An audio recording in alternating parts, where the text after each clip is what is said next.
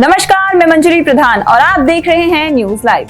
Radio IIMT ने ग्रामीणों को स्वास्थ्य के प्रति किया जागरूक। स्मार्ट एनजीओ के सहयोग से किया आयोजन। स्मार्ट एनजीओ के अभियान सेहत सही लाभ कहीं के तहत इंचोली के आयुष्मान आरोग्य मंदिर में रेडियो IIMT 90.4 FM की ओर से जागरूकता कार्यक्रम का आयोजन कर परिवार नियोजन और टीकाकरण आदि की जानकारी दी गई।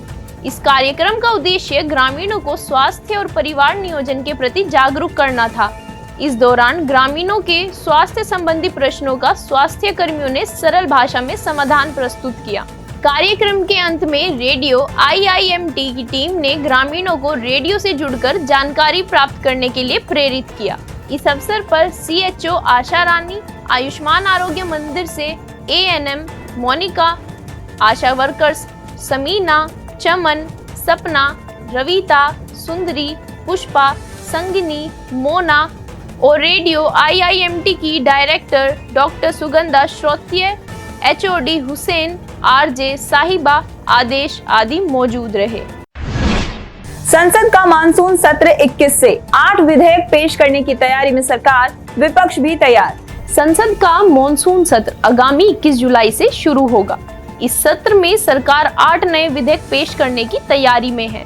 इनमें भारतीय संस्थान प्रबंधन संशोधन विधेयक, कराधान विधि संशोधन विधेयक, भू विरासत स्थल और भू अवशेष संरक्षण और रखरखाव विधेयक, खान एवं खान विकास एवं विनियमन संशोधन विधेयक, राष्ट्रीय खेल प्रशासन विधेयक और राष्ट्रीय डोपिंग रोधी संशोधन विधेयक, जन विश्वास प्रावधानों में संशोधन विधेयक, भारतीय बंदरगाह विधेयक और आयकर विधेयक आदि शामिल है। इसके साथ ही मणिपुर में राष्ट्रपति शासन से जुड़ा विधेयक भी शामिल है। मणिपुर में फिलहाल राष्ट्रपति शासन की समय सीमा 13 अगस्त है और सरकार इसे बढ़ाना चाहती है। ब्रह्मोस अग्नि आकाश को भी भारत ने छोड़ा पीछे, अब बनाई 8 मैक वाली मिसाइल। भारत ने एक बार फिर दुनिया को आश्चर्यचकित कर दिया है।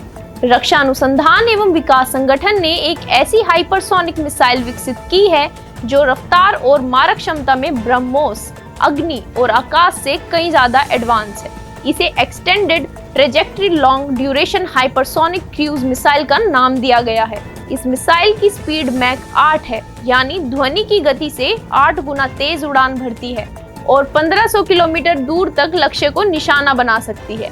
इस मिसाइल को प्रोजेक्ट विष्णु के तहत विकसित किया गया है और इसे भारत की अब तक की सबसे उन्नत रणनीतिक मिसाइल माना जा रहा है। यह नई मिसाइल स्क्रैमजेट इंजन से लैस है, जो वायुमंडल की ऑक्सीजन का उपयोग कर पारंपरिक रोटेटिंग कंप्रेसर के बिना काम करती है।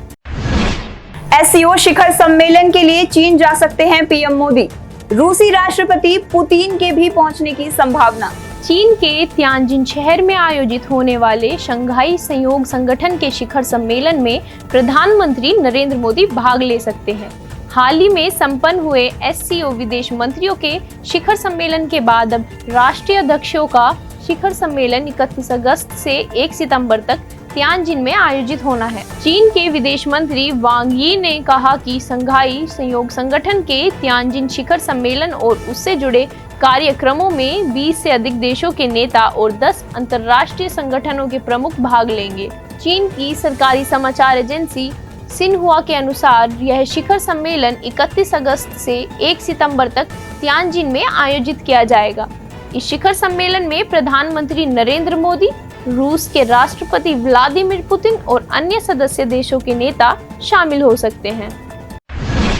नाटो महासचिव की चीन ब्राजील को सीधी चेतावनी, कहा भारी पड़ेगा रूस से व्यापार, भारत का भी लिया नाम। नाटो के महासचिव मार्क रट ने सख्त चेतावनी देते हुए कहा कि अगर ब्राजील, चीन और भारत जैसे देश रूस के साथ व्यापार जारी रखते हैं तो उन पर भारी भरकम सेकेंडरी प्रतिबंध लगाए जा सकते हैं। नाटो महासचिव ने कहा कि अगर आप बीजिंग, दिल्ली या ब्राजील में रहते हैं या फिर यहाँ के राष्ट्रीय अध्यक्ष हैं तो सावधान हो जाइए, ये प्रतिबंध आपको बहुत नुकसान पहुंचा सकते हैं।